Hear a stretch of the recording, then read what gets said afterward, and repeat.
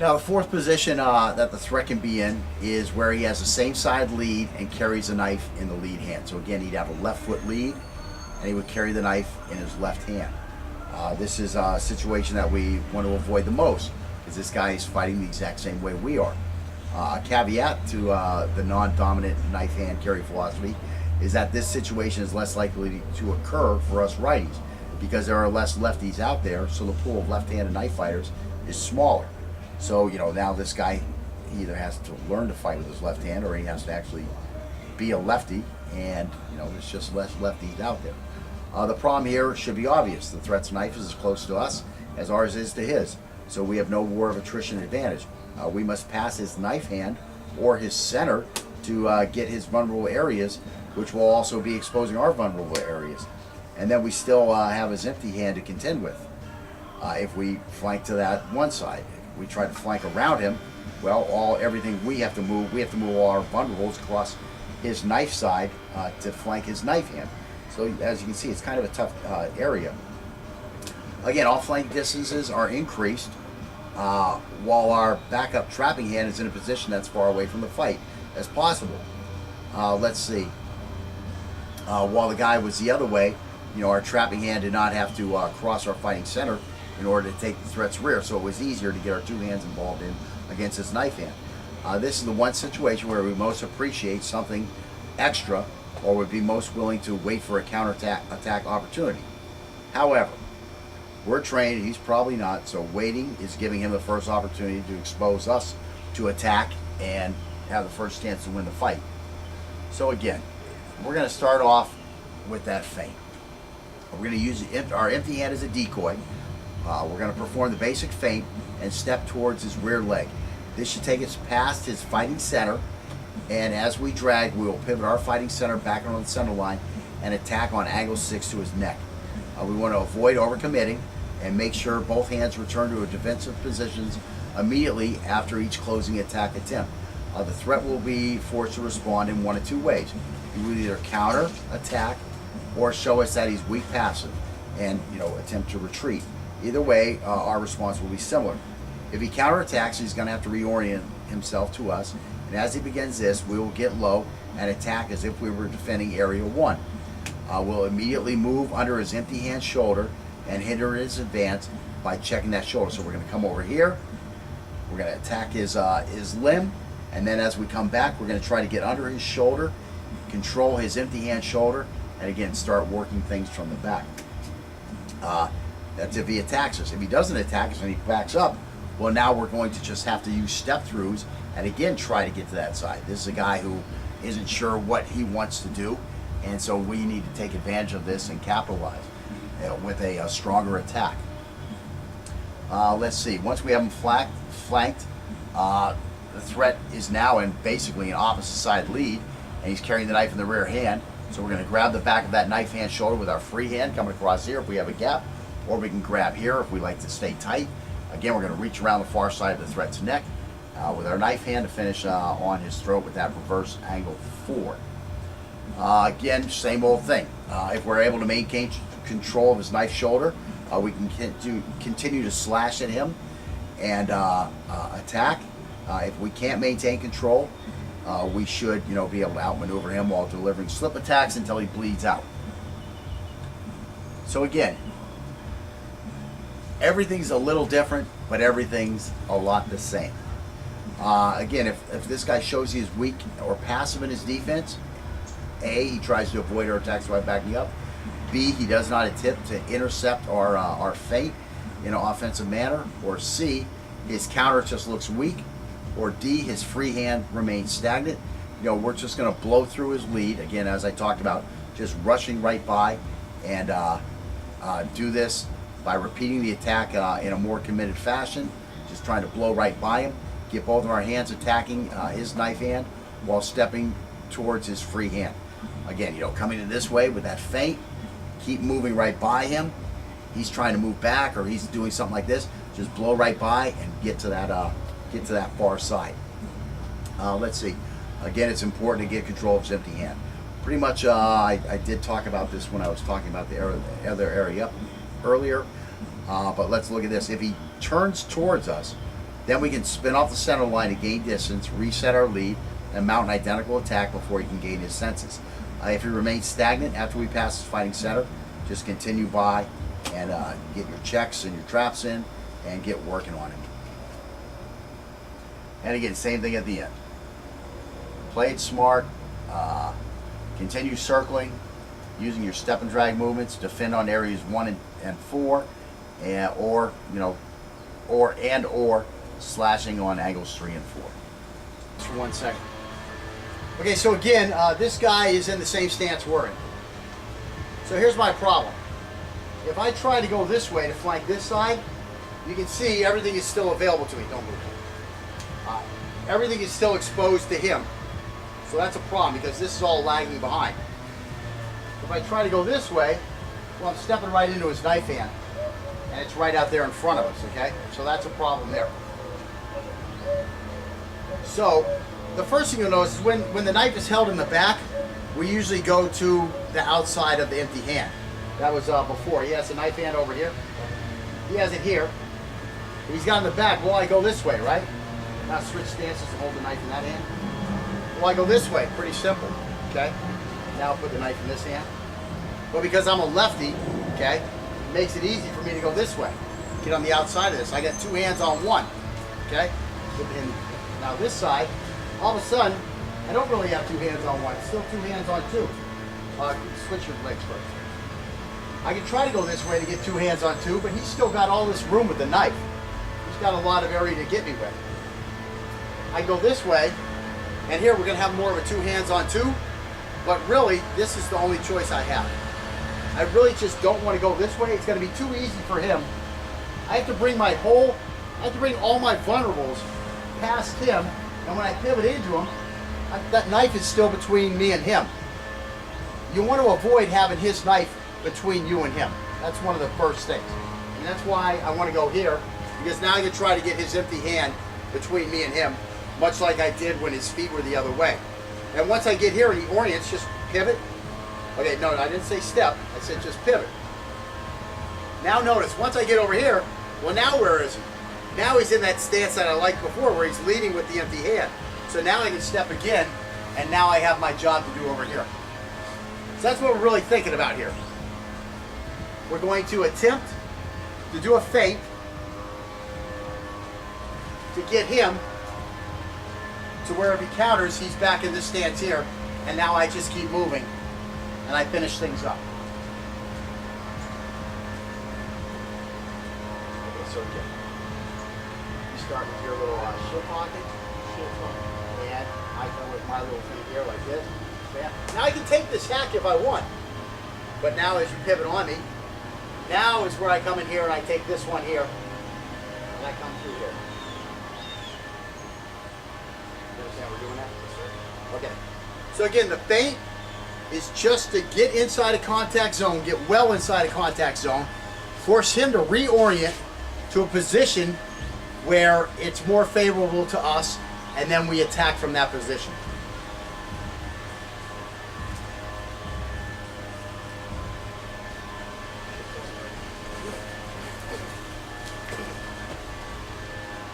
Again, see how I grabbed him? I just kept twisting him. It's really hard to fight one-handed while you're getting pulled from that hand. Try it with your butt.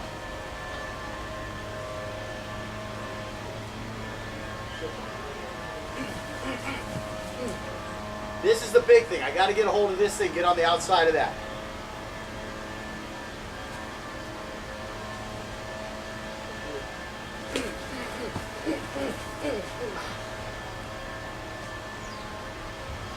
And yeah, I'm just looking for fleshy areas until I can get him settled, and I can get settled enough to make that big cut. You know, if I'm able to get one of these into the side and get a carotid, that's great too. You'll know when you got the carotid. Hopefully you'll remember me when you get the carotid. Like, oh shit, that's what that guy told me about.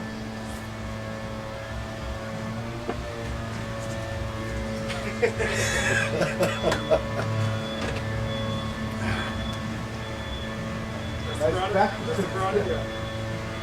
Not down to 40. Okay. So that's good. That's fine.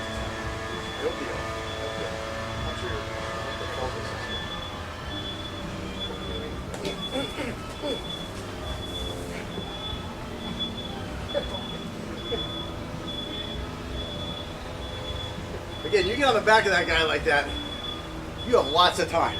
Start plugging away. Give me the butt force there.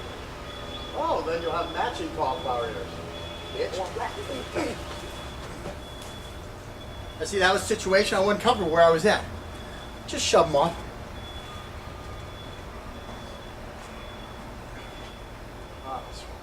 Start slow.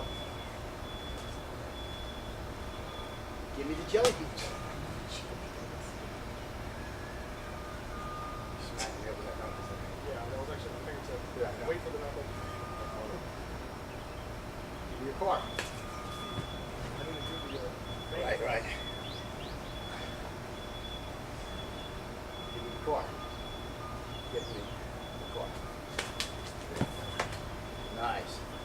Now, see, that's one of the situations where, you know, he kind of saw that I was kind of in a reactionary phase. He finished me off. And how long am I going to remain in that reactionary phase? At any moment, I might turn and come slashing, right? You don't know what that guy's going to do. Now you your fucking car, bitch. Good, good. That time he didn't get in a decisive cut yet. He sees me turn towards, just push him off.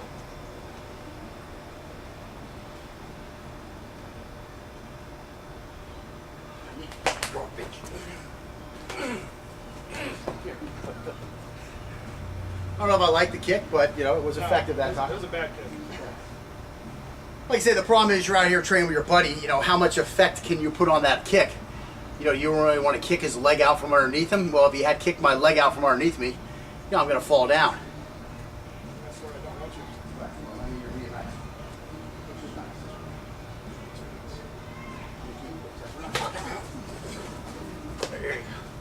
There you go. Now, you get into this thing where you like hold me. You know, don't be afraid to turn that into a bullet. Yeah.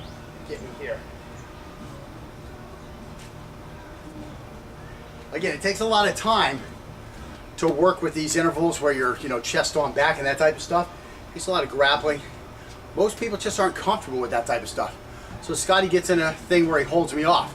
Well, if you're going to get in a situation where you're controlling the gap with a limb, you know, you have to be ready to back off, because I can break that limb down pretty easy, the structure of that limb, and get turned on you.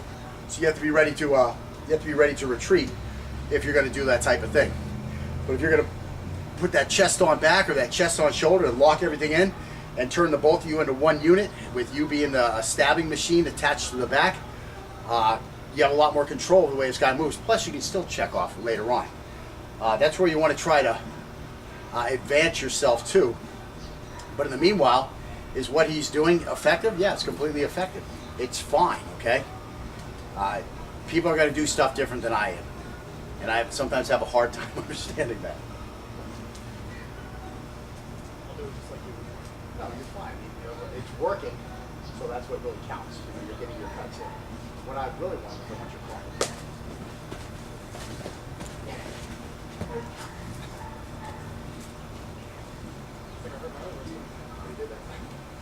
Okay, now I'm going to let's do one where you back off quickly.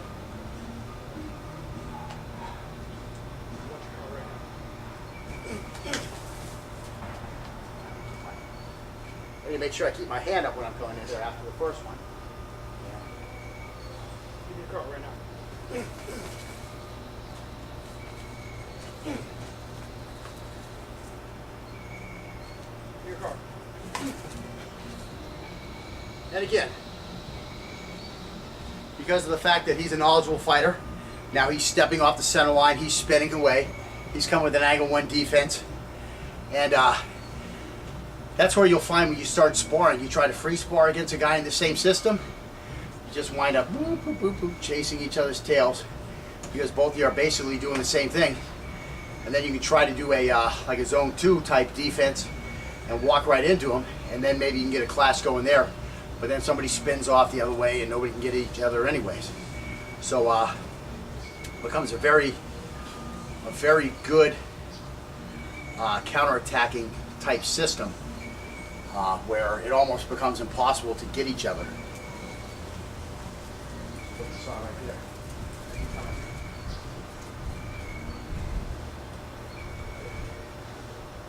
Get your car keys. Get out. Dude, just give me the keys. Just give me the keys. Get out of here. Just give me the keys. Just give me the keys. Just give me the keys. Yeah, there you go. And again, that's what I'm talking about. This guy backs off, this guy backs off, this guy backs off. Just go blast him. Just go blast him. He just came running at me. Yeah, he took a cut, but he got 3 pokes on my neck here. So definitely got the job done. No, I'm not going to spray mix it. I was thinking about it too, but you know, it's like, okay, it's too obvious. But anyways, that's what I'm talking about, like blasting right through. He just did an excellent job. He finally saw this guy. He ain't leaving, but he's not willing to put up a fight. Just go in there and get the job done. Take this guy out, you know. What is it? Take him down. Put him down and take him out. Put him down, take him out. Don't you have to take him out and then put him down? I don't know. Put him down, take him out. So he's trying to put me down. And then he'll take me out. Yeah, I guess that's the thing. Okay, so now you're going to point, and as soon as you point, you're going to come with your attack. Ready to die? So again, that's what we're going to do. Just slash this guy. I'm trying to do a head-to-toe cut on him. Just cut him right down his whole freaking face. It's zone 1 stuff. Yeah, I was trying to come in here, but all of a sudden he is coming with an attack. So I just turned it into a zone 1. I like that. Right. I like that a lot.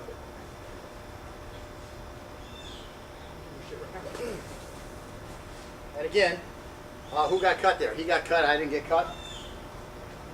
The reason being is because he's coming straight forward, and I'm going off to the side. Thus, his knife is missing me, and I'm coming right here, turning my my fighting center onto the center line, getting a piece of him. Your shit right now. Jack shit.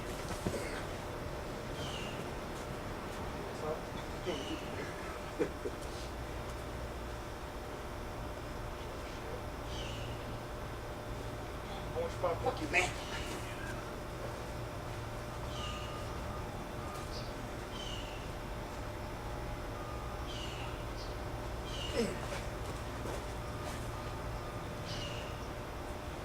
And again, I'm kind of train trolling him, but a 5 to the stomach is really quick.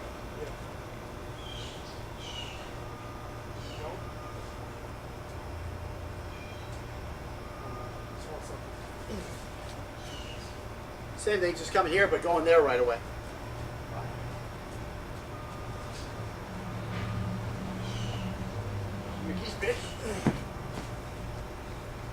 And again, the tough part here is, you know, don't training troll. Go at where his head is. Go where his body is, not where he's going to move it.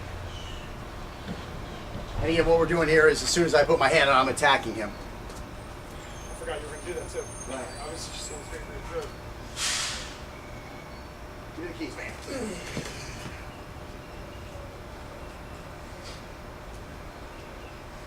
Give me the keys, you bitch ass fool. Want to walk it in. Hard. Again, all these guys who throw these nice moves where they catch the guy, they, you know, do a disarm and all that type of stuff. It's real easy when the guy's not moving, especially when the guy's not moving quickly at you. And that was the thing Scotty was saying. I wanted to grab your arm, but you were moving. Well, yeah, that's what's going to happen, Murphy. That's, I mean, if you practice this stuff in the dojo, where the guy comes at you, you step to the side, you grab his arm, you disarm him, it's only working because he's standing there. Murphy is going to piss all over you in the real world. Because that guy's going to be, he's going to be twisting and turning and coming at you. And while you put both of your hands on his one hand, he's got this other hand. He's going to hit you in the head. He's going to knee you in the balls. He's going to get his hand loose, and now he's going to stab you 18 times because you're bending over because you got kneed in the balls. Don't need me in the balls. So clear on that. Yeah. Give me your car. I want your freaking car. Time I tried to turn to him real quick, and he trimmed my sideburns for me. To the bone. The G.I. Joe? To the bone. No, that wasn't even G.I. Joe, man. That was definitely the bad G.I. Joe. It's not the way you cut me. Again, pretty much that's it. Yeah. All right, on to lesson 7. You got me. I don't know. I think I attacked you and hit your shoulder, like right there. It's been hurting. On top of it? Yeah. It's been hurting for like 10 minutes.